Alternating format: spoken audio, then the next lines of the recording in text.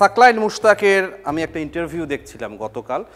তিনি বাংলাদেশের spin bowling কোচও ছিলেন। তিনি বলেছেন যে একটা ন্যাশনাল টিমে যখন প্লেয়ার নেবে তার মতে তিনটা মানদণ্ড দেখা উচিত। নাম্বার 1 হচ্ছে এক্সপেরিয়েন্সের কথা তিনি বলেছেন। নাম্বার 2 হচ্ছে গেম চেঞ্জিং, অর্থাৎ গেম চেঞ্জ কে কতটা করতে পারে সেটা দেখা উচিত। এবং 3 নাম্বার হচ্ছে আন্ডার প্রেশার আপনি কীরকম পারফরমেন্স করেন সেটা দেখা উচিত।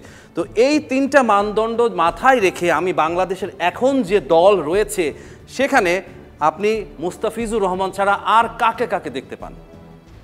আমি এই দলটাতে স্পেশালি মুস্তাফিজ তো ডেফিনেটলি দলের এক্সপিরিয়েন্স ক্যাম্পেইনার, রেগুলার বেসিসে পারফর্মটা করছেন।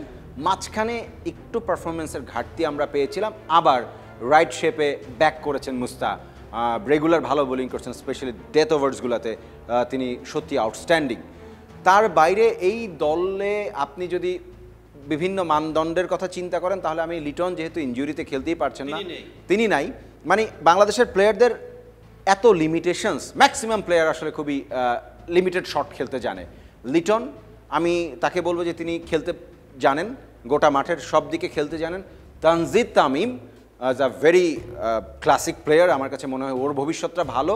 তিনি যেভাবে খেলছেন আজকেও দেখেন, একটা সময় ক্রুশাল মোমেন্টে গেমটা শেষ করতে পারতেন, ইনিংসটা বিল্ড করেছেন, 50 করে ফেলেছেন, অন্য প্রান্তে উইকেট পড়ছে, তিনি আছেন সেট ব্যাটার, তাকে শেষ করে আসা উচিত ছিল, তিনি সেটা করতে পারেন নাই, খুবই ভার্নারেবল পজিশনে গিয়ে হঠাৎ করে আউট হয়ে গেলেন। পারভেজ ইমন এক্সপ্লোসিভ বাট অনেক লিমিটেশন, এবং একই ওভারে আমরা দেখেছি দুইটা লাইফ। হ্যাঁ, 5 নম্বর ওভার যেটা মোহাম্মদ নবী করছিলেন সেখানে তিনি মনে হয় 19 রানের মাথায় একবার একটা ক্যাচ দিয়ে বেঁচে গেলেন, পরে মেবি আবার 27 রানের মাথায় না 23-24 রানের মাথায় আরেকটা লাইফ তিনি পেলেন, সহজ ক্যাচ পড়ে গেল।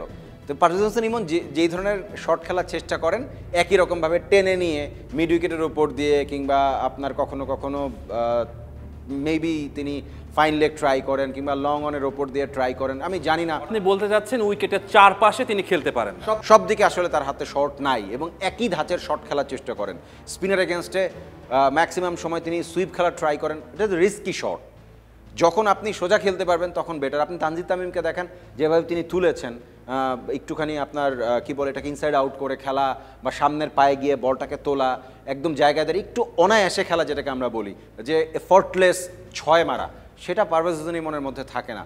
পারভেজ হোসেন ইমন যে কারণে আসলে একাধিকবার সুযোগ পেয়েছেন, মিস হিট করেছেন, কারণ গায়ের জোরে খেলার চেষ্টা করেন, তো টাইমিংয়ের উপরে কম ডিপেন্ড করেন, আর অনেক বেশি শট তার হাতে নাইও, যেটা তানজিদ তামিমের সেই লাক্সারিটা আছে তার মাঝে।